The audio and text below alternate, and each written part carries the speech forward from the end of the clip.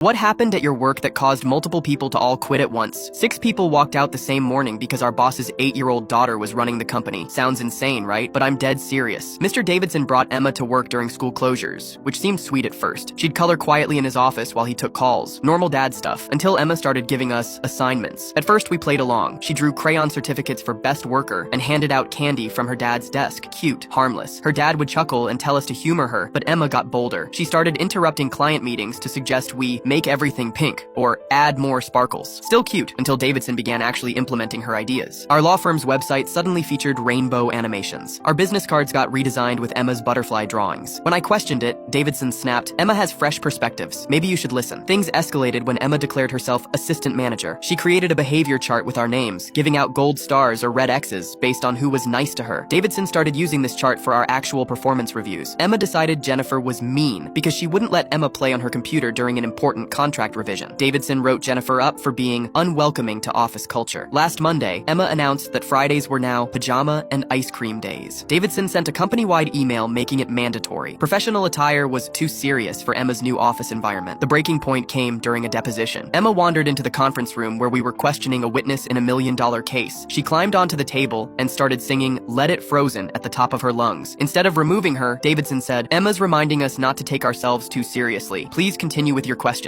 The opposing counsel stared in disbelief. Our client looked mortified. The court reporter stopped typing and just stared. After the opposing team left, Emma announced she was firing Marcus because he looked grumpy during her song. Davidson called Marcus into his office and actually terminated him, citing failure to embrace positive workplace initiatives. That's when everyone snapped. Jennifer packed her desk while muttering about bar complaints. Tom called his wife to start job hunting. Sarah forwarded all her case files to herself and deleted Davidson's copies. But Emma wasn't done. As people were leaving, she stood on Davidson's desk and announced that anyone who quit was banned from her kingdom forever. She started crying when she realized her subjects were abandoning her. Davidson actually tried to negotiate with departing employees, offering raises if they'd just give Emma's leadership style a chance. The final straw came when Emma grabbed the office scissors and started cutting up contracts, declaring she was making confetti for the goodbye party. Thousands of dollars in legal work destroyed by a child having a tantrum. I found out later that Davidson's wife had left him 6 months ago, taking their other kids. Emma was all he had left, and he couldn't say no to her about anything. He'd rather destroy his business than disappoint his daughter. His ex-wife later told me Emma had been acting out at school too, but Davidson refused to get her counseling. The firm closed 3 weeks later when our biggest client sued for malpractice. Emma's last executive decision was requiring all legal documents to be written in purple crayon. Davidson now works at his brother's hardware store. Emma goes to after-school care like a normal kid, finally getting the structure she desperately needed. I ran into them at Target last month. Emma seemed happy, chatting about her new teacher. Davidson looked relieved, but older, like he'd aged years and months. Sometimes love makes people do the stupidest things.